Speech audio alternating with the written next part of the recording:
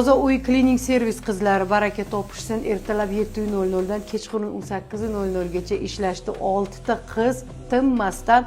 Agar sizlarga ham shunaqa xizmat kerak bo'lsa, bemalol murojaat qilishingiz mumkin. Haqiqatdan ham menga ishlari juda yoqdi. Opajon, ishlarimiz sizga yoqqandan xursandman. Xalqimizni ham kutib qolaman. Albatta yoqdi. Murojaat qilinglar.